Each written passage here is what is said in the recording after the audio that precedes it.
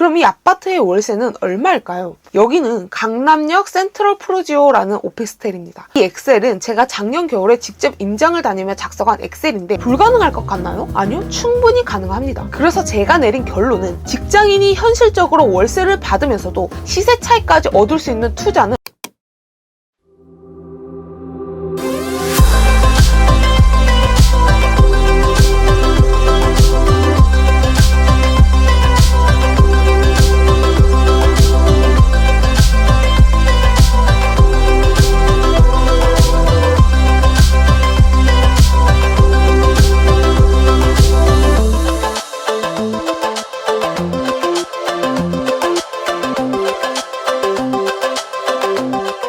안녕하세요, 꿈나무입니다. 이번 영상은 나월자 프로젝트 2편으로 부동산 월세 투자의 기초를 알아보려고 하는데요. 여러분, 혹시 부동산 월세 투자라고 했을 때 어떤 생각이 드시나요? 나랑은 먼 얘기, 어렵다, 이걸 내가 할 수 있을까? 이런 생각 들지 않으신가요? 부동산 전문 투자자가 아닌 일반 직장인이라면 이런 생각이 드는 게 당연합니다. 일단 생소하기 때문입니다. 특히 2030 중에 월세를 받는 사람이 몇 명이나 있을까요? 아마 거의 없을 거예요. 한 1% 정도 될까요? 이렇게 생소하기 때문에 어렵게 느껴지는 게 당연하다는 겁니다. 저 또한 그랬고요. 그런데 제가 실제로 공부를 해보니까 이게 불가능한 게 아니라 실제로 충분히 가능하겠다는 생각이 들더라고요. 그래서 이번 영상에는 부동산 월세 투자에 대해 아무것도 모르는 불인이 분들을 위해 부동산 월세 투자에 대한 여러 가지 방법과 각 방법에 대한 특징, 그리고 제가 직장인한테 추천하는 월세 투자 방법과 그 방법을 선택한 이유까지 말해보려고 합니다. 놓치지 마시고 꼭 영상 끝까지 시청하세요. 그럼 시작하겠습니다. 먼저 부동산으로 월세를 받는 방법은 여러 가지가 있는데요. 크게 4가지로 나눌 수 있습니다. 아파트, 오피스텔, 건물, 상가입니다. 각자 장단점이 있습니다.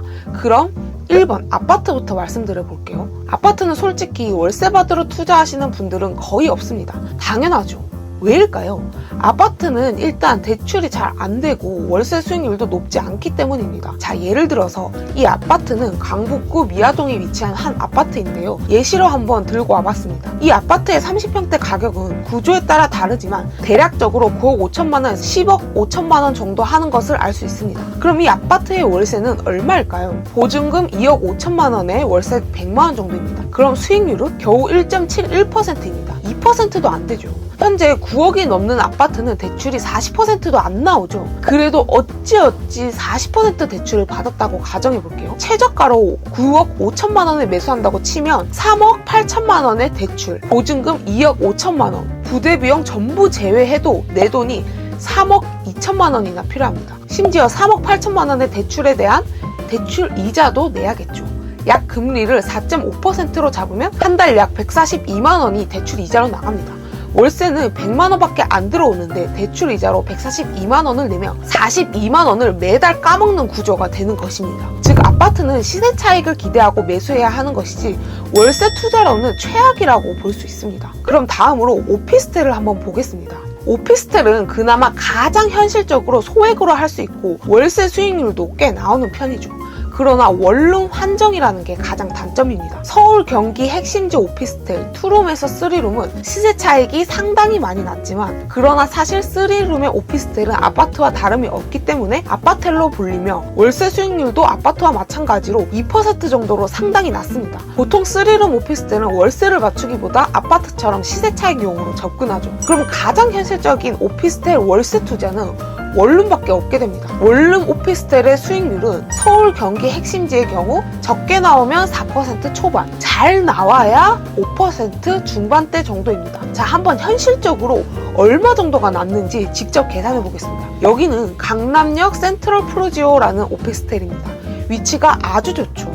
강남역 바로 앞에 위치하고 있습니다. 전용 6.6평 정도 되는 원룸이 3억 2천만 원 정도 합니다. 이 원룸 오피스텔의 월세는 보증금 1,000만 원에 월세 110만 원이라고 가정하면 약 4.2%의 수익률이 나옵니다. 그럼 내 돈이 얼마나 필요한지 가정해 볼까요? 오피스텔의 대출은 보통 한 70% 정도 나오는데 사업자 내고 이 금융권에서 대출을 받으면 최대 80% 정도까지 나오는 것으로 알고 있습니다. 그럼 정말 노력해서 80%까지 대출을 받았다고 쳐보겠습니다. 그럼 매매가 3억 2천에서 2억 5,600만 원을 대출을 받고 보증금 1,000만 원을 제외하면 내 돈이 5,400만 원이 들어갑니다. 그런데 중요한 건 2억 5,600만 원에 대한 대출 이자를 내야겠죠. 약 4.5%로 가정하면 한 달에 약 96만 원이 대출 이자로 나가며 아까 월세가 110만 원이라고 했죠. 그럼 한 달에 약 14만 원 정도가 월세로 들어오겠네요. 그런데 실제 투자금은 5,400만 원이나 되죠. 심지어 이건 복비나 취득세를 포함하지 않은 금액입니다. 그런데 5,400만 원이라고 가정해도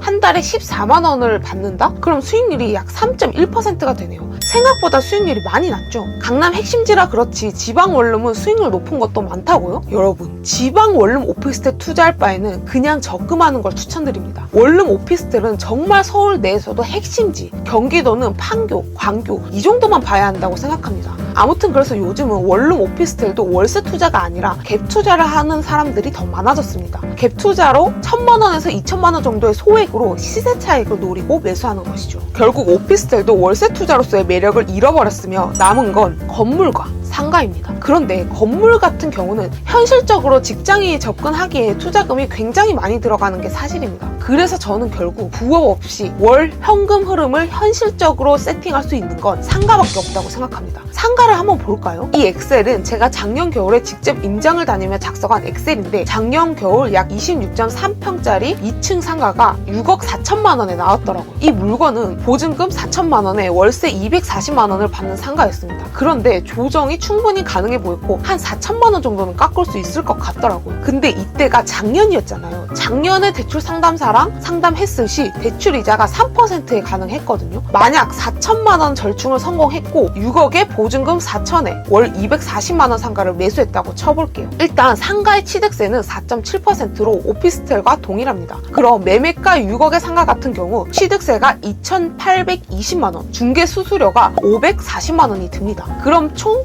6억 3,360만 원이 필요한데 여기서 대출을 매매가의 80%인 4억 8천만 원을 받습니다. 그리고 보증금 4천만 원도 뺍니다. 그럼 실질적으로 필요한 내 돈은 1억 1,360만 원이 되는 것이죠. 그럼 여기서 대출 이자가 나가죠. 현재 이 시세는 작년 겨울 시세이기 때문에 작년 겨울 금리 3%로 계산하면 4억 8천만 원에 대한 대출 이자는 한 달에 120만 원이 됩니다. 근데 이 상가는 240만 원을 받는 상가였죠. 그럼 실질적으로 이자를 다 내고도 120만 원이 남는 것입니다. 1억 1,360만 원을 투자했고 매달 120만 원을 받게 된다면 수익률은 무려 12.6%가 되는 거네요. 자, 그럼 이렇게 말할 수 있을 것 같습니다. 작년에 금리 3%로 대출이 가능했으니 저게 된 거지 지금은 금리가 4%에서 5%를 육박한데 어떻게 사라는 거야. 그럼 금리가 올라간 만큼 수익률이 좋은 상가를 사면 됩니다. 이 상가는 제가 저번 달에 직접 임장을 갔다 온 지역인데요. 34평에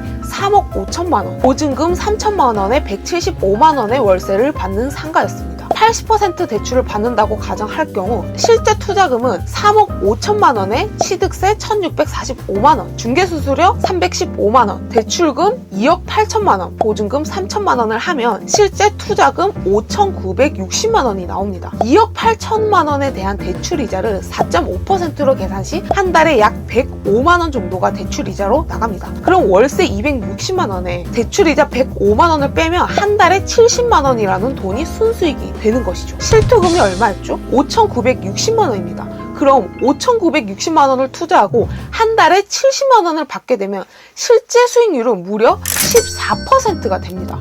엄청나지 않나요? 이런 상가 몇 개만 투자하면 퇴사가 충분히 가능하지 않을까요? 자, 그럼 이렇게 말할 수 있을 것 같습니다. 월세만 받고 매가가 떨어지면 어떡하냐? 여러분, 월세 수익률만 높고 시세는 떨어지는 상가?